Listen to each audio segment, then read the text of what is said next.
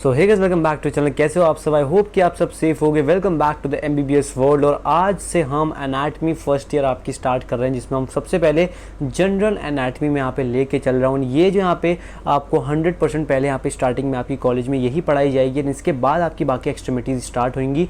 And ये general anatomy का मतलब से आप स्टार्टिंग से समझ जाओ कि जनरल एनाटमी मतलब जनरल आपको चीज़ें यहाँ पे समझाई जाएंगी, कुछ टर्म्स के बारे में बताया जाएगा। एंड यहाँ पे हम आने वाले जो लेक्चर्स के अंदर ये पूरी जनरल एनाटमी बहुत ही कम वीडियोज़ के अंदर हम खत्म करने वाले हैं। एंड ये बेसिकली बहुत ही top quality high class videos आपको यहाँ पे देखने को मिलेंगी, with high quality hand written notes आपको देखने को मिल रहे होंगे, जो कि मैंने अपने हाथों से बनाए हुए हैं। एंड ये नोट्स आपको बहुत ज़्यादा फायदा करेंगे कि आपके एग्जाम टाइम पे भी, आपको रिवीजन पर्पसेज में भी, एंड आपके यहाँ पे हर चीज़ में। अगर आपको अपनी जनरल एनाटमी और आपके आने वाले जितनी भी एक्सट्रीमिटीज़ हैं आपके एनाटमी आपकी पूरी फर्स्ट ईयर की स्ट्रॉन्ग करनी है, तो ये वीडियोज़ देखना बहुत ज़्यादा इंपॉर्टेंट है। इसलिए प्लीज़ चैनल को सब्सक्राइब कर ले हमारी इस मेहनत के लिए। ये बेसिकली चैनल आप लोग के लिए मैंने ओपन किया, जिससे बेसिकली हम यहाँ पे मैं आप तक टॉप क्वालिटी एमबीबीएस से रिलेटेड आपका कंटेंट प्रोवाइड करा सकूं, जो कि कोई नहीं करा रहा। ठीक है, तो प्लीज़ सब्सक्राइब करो, वीडियो को लाइक करो, दोस्तों में शेयर करो, मेरे इंस्टाग्राम का लिंक डिस्क्रिप्शन में फटाफट जाकर फॉलो कर लो। एंड यहाँ पे एमबीबीएस वर्ल्ड के ऑफिशियल टेलीग्राम को जाके आप सब्सक्राइब करो, लिंक डिस्क्रिप्शन में। एंड यहाँ पे अगर आपको नोट्स आपको चाहिए तो आपको इन नोट्स के लिए हमारा इंग्लिश वर्ड अभी ऐप आपको डाउनलोड करना पड़ेगा। एंड बाकी जो पूरा प्रोसीजर है आप कैसे नोट्स को रखते हो वो पूरा डिस्क्रिप्शन में दे रखा है, जाके जरूर चेकआउट करें। इस वीडियो को शुरू करते हैं। तो बेसिकली इस वीडियो के अंदर यहाँ पे हम इंट्रोडक्शन करने वाले हैं। ये जो इंट्रोडक्शन है, आज हम इंट्रोडक्शन करने वाले हैं एनाटमी का। एंड बेसिकली ये वीडियो बहुत इंटरेस्टिंग है, क्योंकि पहली बार आपको एमबीबीएस फर्स्ट ईयर का कोई सब्जेक्ट का पहला लेक्चर आपको सुनने को मिल रहा है,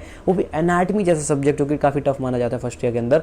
तो यहाँ पे वो आपको पहला लेक्चर है। तो भाई इंट्रोडक्शन मैं पूरी कोशिश करूंगा बहुत ही धमाकेदारी तरीके से तुम्हें पढ़ा सकूं, तो प्लीज लास्ट तक बने रहे वीडियो के अंदर। चलिए इस वीडियो को फटाफट शुरू करते हैं। सबसे पहले हम इंट्रोडक्शन पढ़ने वाले हैं। तो एनाटमी यहाँ पे सब्जेक्ट के अंदर बेसिकली यहाँ पे एनाटमी तो बहुत तरह की आपको एनाटमी आपको देखने को मिल रही होंगी। भाई कौन कौन सी टाइप की एनाटमीज होंगी। यानी यहाँ पे एक और बात बता दूं आपको मैं कि यहाँ पर मैं आपको कुछ डायग्राम्स दिखाऊंगा, जो कि बीडी चौरसिया के डायग्राम्स होंगे। तो आप बीडीसी की जो हैंडबुक होती है एनाटमी की, आप डेफिनेटली उसको साथ लेके बैठें, तो आपको और रिवीजन अच्छे से होगा, जो कि बहुत फायदा आपको डेफिनेटली देखने को मिलेगा। और ये नोट्स तो बेस्ट हैं ही। ठीक है, बेसिकली एनाटमी क्या होता है, ग्रीक वर्ड है बेसिकली, जो किससे डील करता है यहाँ पे, the science which deals with the structure of the human body, it is known as anatomy. Basically कौन कौन से टाइप्स आपको एनाटमी देखने को मिलता है, cadaveric anatomy, living anatomy, embryology, histology, surface anatomy, आपके यहाँ पे radiographic anatomy, comparative anatomy, physical anthropology, applied, experimental, genetics.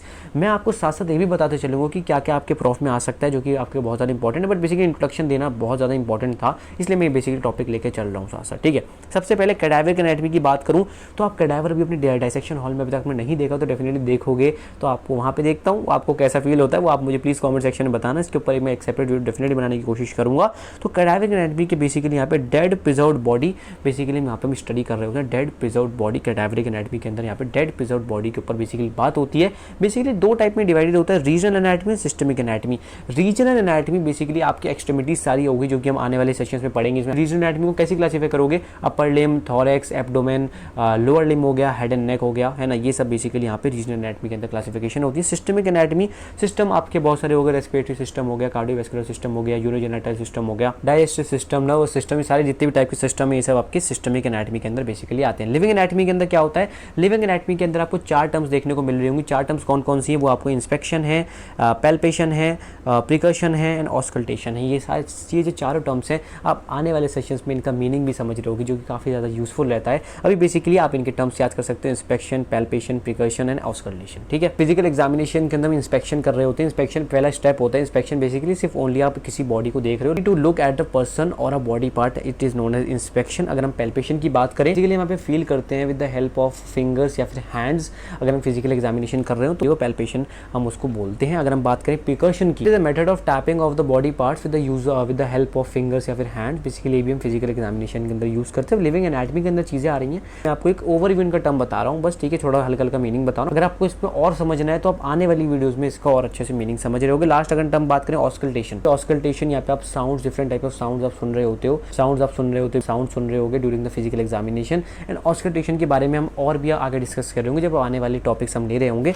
तीसरा जो टाइप के एनाटमी, एम्ब्रियोलॉजी। एम्ब्रियोलॉजी में बेसिकली हम प्रीनेटल डेवलपमेंट के ऊपर बात कर रहे होते हैं। हिस्टोलॉजी में माइक्रोस्कोप का यूज कर रहे होते हैं। सरफेस एनाटमी, पैल्पेटिंग द आर्टरी, जैसे इसका एग्जांपल है ना, डीपर पार्ट्स या फिर स्किन सरफेस, जो हमें सरफेस दिख रहे हैं ना, यहाँ पे भी स्टडी कर रहे होते हैं डीपर पार्ट्स का with the help of skin surface, है ना। बेसिकली इसका एग्जांपल पैल्पेटिंग द आर्टरी हो गया, ठीक है। फिजिकल एंथ्रोपोलॉजी होता है, अप्लाइड होता है, एक्सपेरिमेंटल होता है, एंड जेनेटिक्स होता है। जेनेटिक्स से तो आप पहली सी 11-12 में हमने बेसिकली पढ़ी होगी। रेडियोग्राफिंग में क्या होता है, इमेजिंग एनाटॉमी जिसे भी कहते हैं, डीपर पार्ट्स को हम बेसिकली स्टडी कर रहे होते हैं विद द हेल्प ऑफ, जैसे एग्जांपल होगा सिटी स्कैन, है ना। सिटी स्कैन की फुल फॉर्म बताओ, सीटी कंप्यूटेड टोपोग्राफी, ठीक है।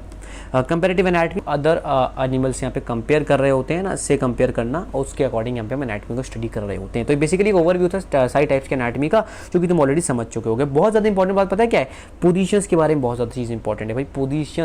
पोजीशंस बहुत ज़्यादा इंपॉर्टेंट एक रोल प्ले करती हैं। तो ये एक इंपॉर्टेंट चीज़ भी है, क्योंकि पोजीशंस पे यहाँ पे आपसे कभी कभी चीज़ें पूछ रहे हैं, जिसमें एनाटॉमिकल पोजीशन और साथ साथ लिथोटमी पोजीशन पे बहुत ज़्यादा क्वेश्चन आ जाता है आपका।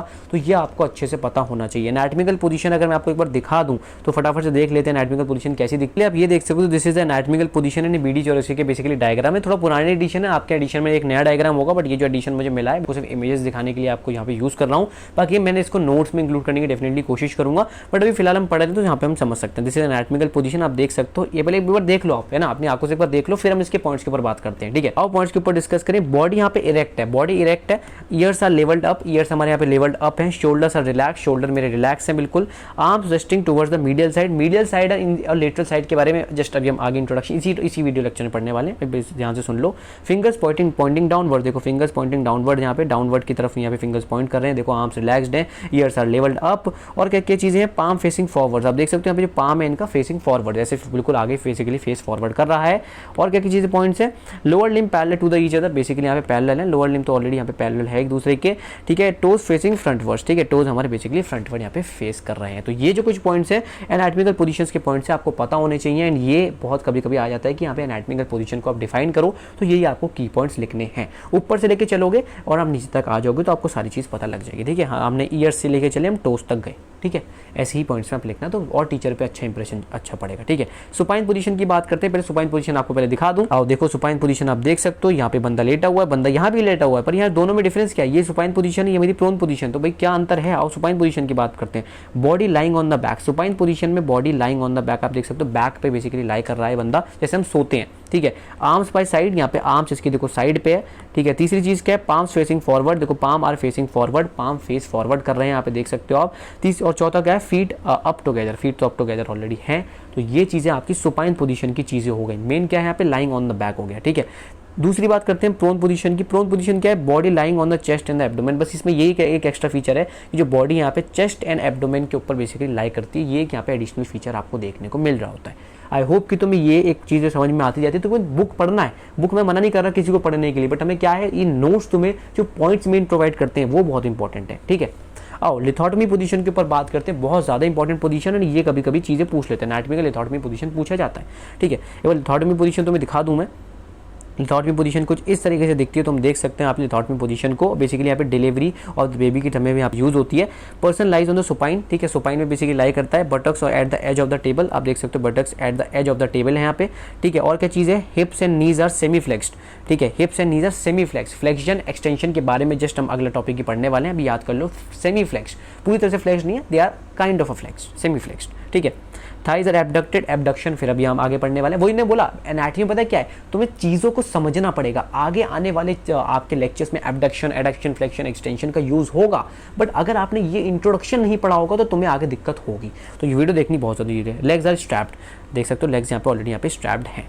ये तुम्हारी लिथोटमी पोजीशन है, basically delivery of the baby के समय में ये चीज़ें यूज़ होती हैं, ठीक है। डन। एबडक्शन और फ्लेक्शन अभी आगे ही मैं समय बता रहा हूँ, फिगर्स की डायग्राम के थ्रू भी बता दूंगा और थ्योरी के थ्रू भी बता दूंगा, ठीक है। अभी बेसिकली यहाँ से चीज़ याद कर सकते हैं, ठीक है। तुम ये फिगर मन में आ जाएगा तो अपने आप सब कुछ लिख दोगे। आओ अगले टॉपिक पे चलते हैं, प्लेन्स के बारे में बात करते हैं। प्लेन्स तीन तरीके के तुम्हें देखने को मिलेंगे, मीडियन प्लेन या फिर मिड सैजिटल प्लेन कह सकता हूँ, कोरोनल प्लेन कह सकता हूँ, या फिर ट्रांसवर्स हॉरिजॉन्टल प्लेन, ठीक है। आओ देखते हैं median and mid sagittal plane क्या होता है। मीडियन मिड सैजिटल प्लेन क्या होता है, dividing into two equal right and left halves. अब कैसे आप बेसिकली आप इसको आप कैसे डिवाइड कर रहे हो, two equal right and left half में बेसिकली आप बॉडी को यहाँ पे डिवाइड कर रहे हो इस प्लेन के थ्रू। Plane parallel to median is known as sagittal plane, ठीक है। इसके एक बार डायग्राम देख लेते हैं फटाफट। ये आप देख सकते हो, देखो मीडियन प्लेन देख सकते हो, ये आपका पिंक वाला जो है आपका ये मीडियन प्लेन है। आप देख सकते हो बॉडी को जस्ट आपका राइट एंड लेफ्ट हाफ में डिवाइड कर रहा है, समझे आप, ठीक है।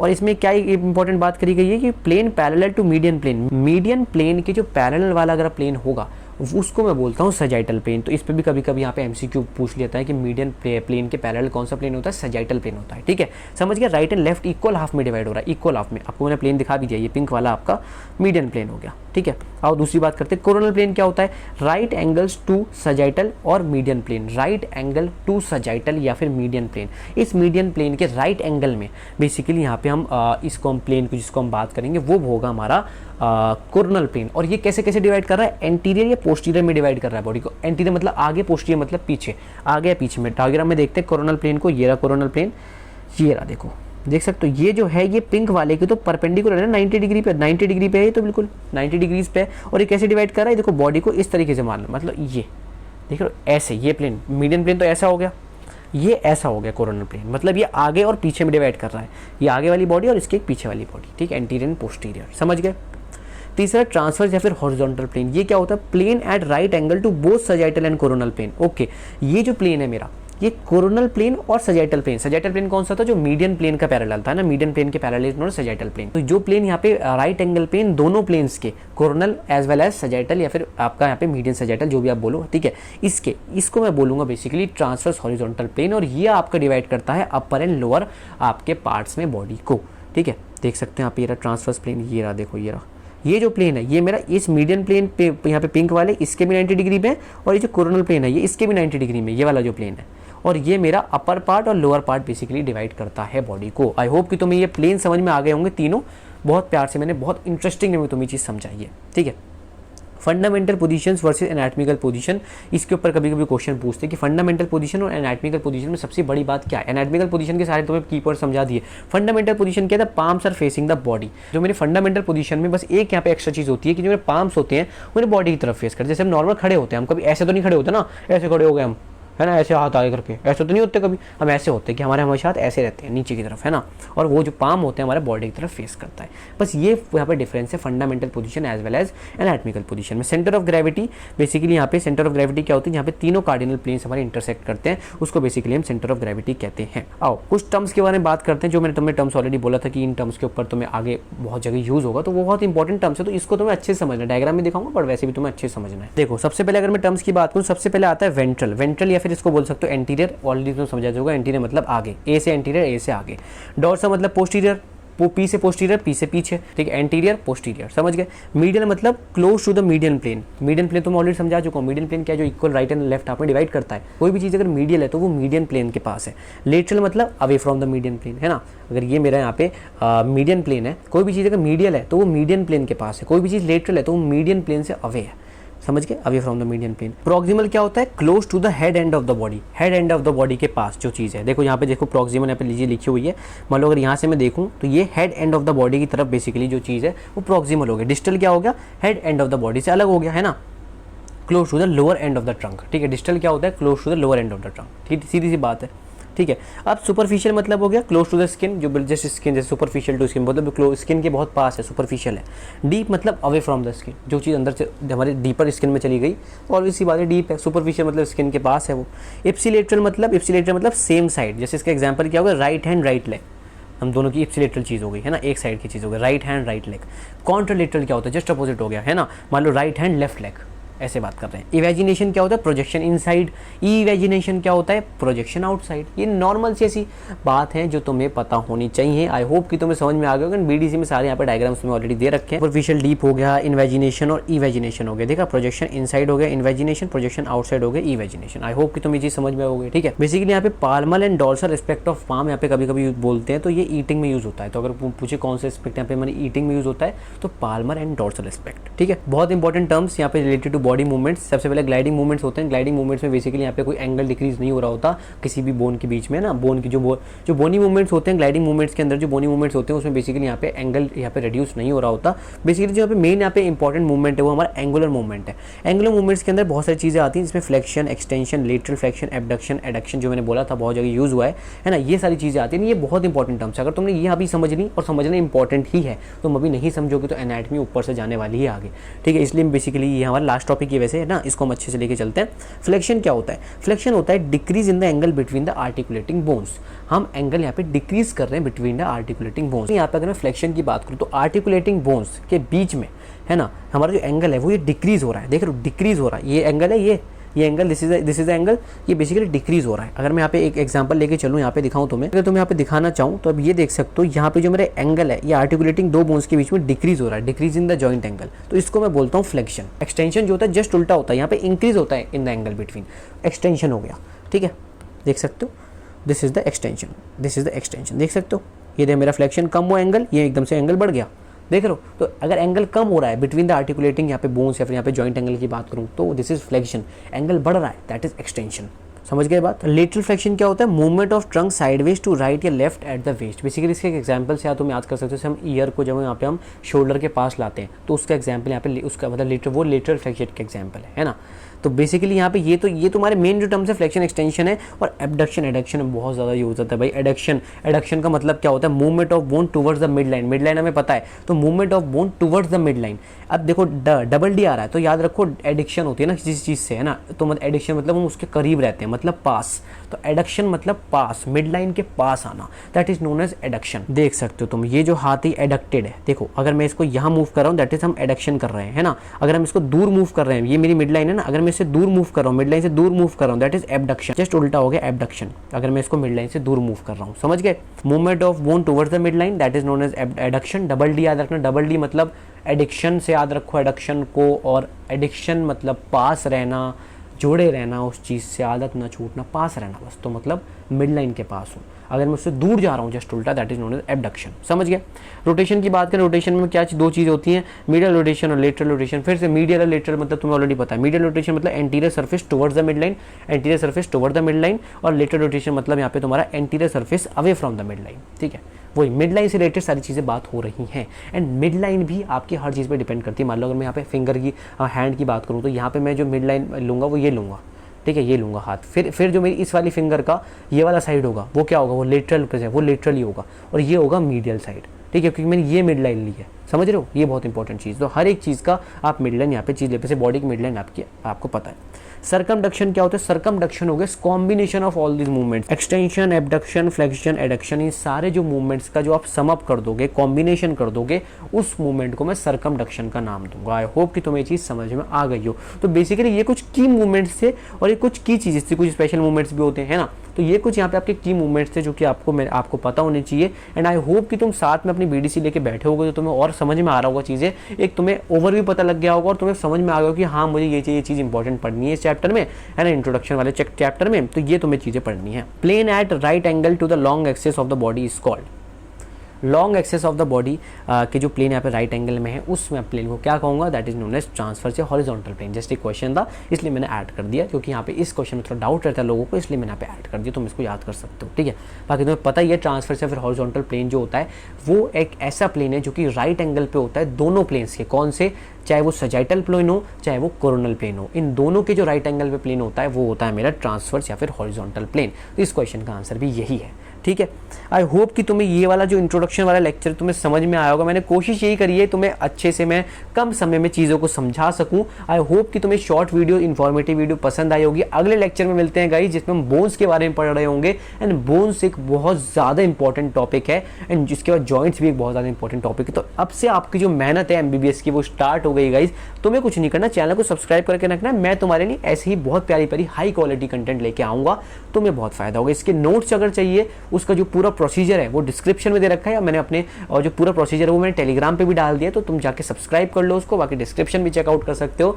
मेरे इंस्टाग्राम को गाइस जाके फॉलो कर लो प्लीज़, उसका भी लिंक डिस्क्रिप्शन में। और गाइस प्लीज़ चैनल को सब्सक्राइब जरूर करो। मैं कोशिश कर रहा हूँ तुम्हारे लिए बहुत ज़्यादा मेहनत करने की, है ना।